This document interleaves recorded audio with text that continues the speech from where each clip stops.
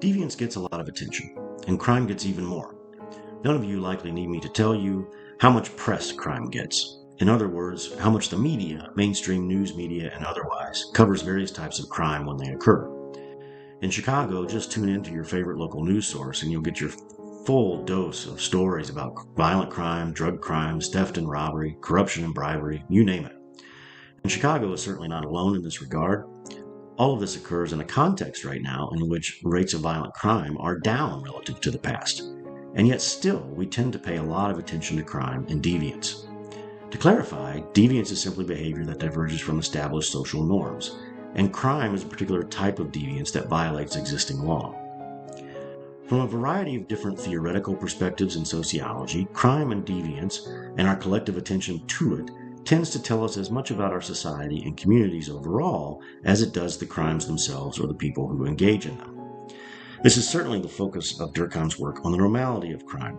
In fact, it was Durkheim's focus on a variety of aspects of society. Durkheim's work represents an early version of a theoretical tradition in sociology known as functionalism, later referred to as structural functionalism. We'll get back to the normality of crime in a moment. First, a bit of background on structural functionalism. This theoretical framework for understanding society experienced its heyday in the US in the mid-20th century, whereas Durkheim, who was a French sociologist, came earlier. Later contributors to structural functionalism included scholars like Talcott Parsons and Robert Merton, among others. During this time, structural functionalism dominated mainstream sociology. It was very influential in the discipline, and its guiding premise was intriguing. Why is there such a high degree of social order in society? What accounts for the endurance of social structures and social stability over time? How do we continually pull off such a relatively high degree of social order day in and day out in a society as large as ours? If you think about it, social order is fairly extraordinary. It's just so common that we take it for granted. Despite the fact that crime and deviance get so much press, as noted before, it is empirically accurate to say that most people, most of the time, are mostly doing exactly what they're supposed to be doing. If that weren't the case, none of us would be able to leave the house and expect to return at the end of the day unscathed. To illustrate this point, think of all the routine things we all do in a given day that depend upon trusting total strangers to do what we expect them to do. Think of the last time you drove a car through a busy four-way intersection. When you came to the red light or stop sign, did you do anything resembling the following? You stop the car at the intersection, get out of the car.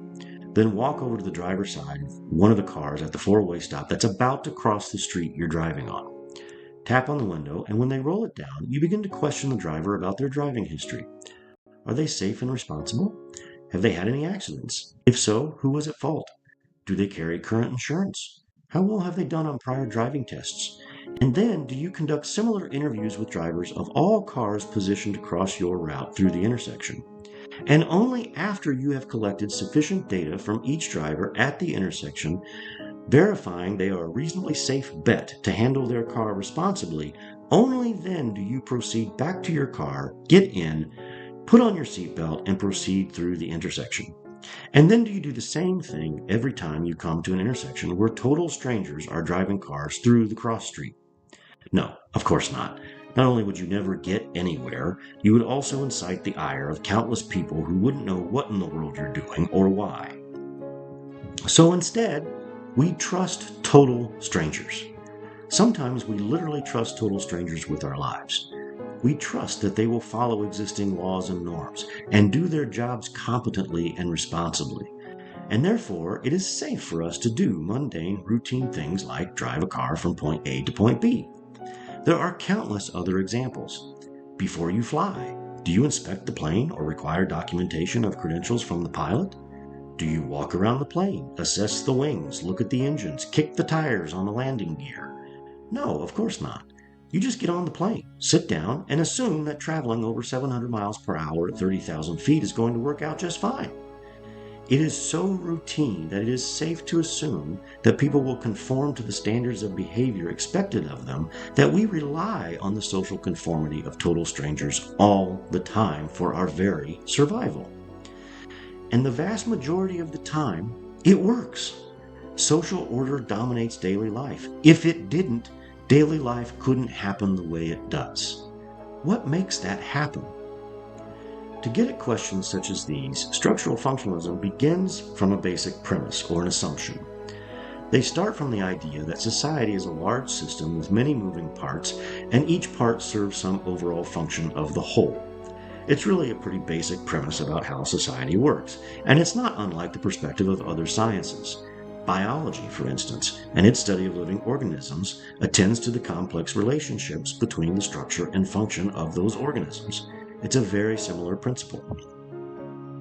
From this premise, when theorizing on crime in society, Durkheim starts with the historically observable fact that there has never been a society in human history that has been void of crime. It's never happened. Crime of some sort has always been there. So, Durkheim theorizes that crime must serve some societal function or set of functions. Now, I must emphasize at this point, Durkheim is not saying that crime is actually a good thing, nor is he endorsing criminal behavior, and for the record, neither am I. Not at all.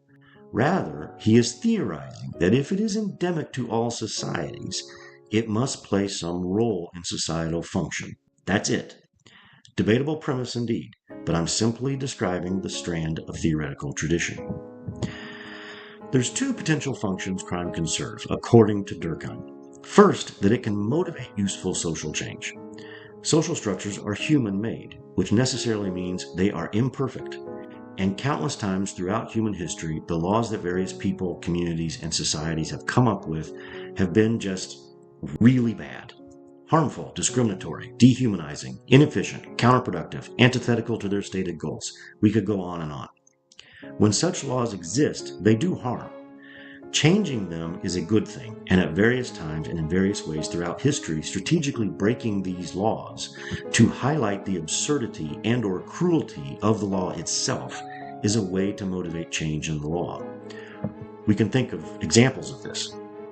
Strategically and publicly breaking racist segregation laws as a means of foregrounding their racist, discriminatory, and unconstitutional qualities with the goal of compelling people to change the law is an example. When it works, then changing such a harmful law is functional for the overall community and or society, so it can spark positive social change. Crime and people's reaction to it can also reaffirm collective commitments to existing law and social norms for behavior.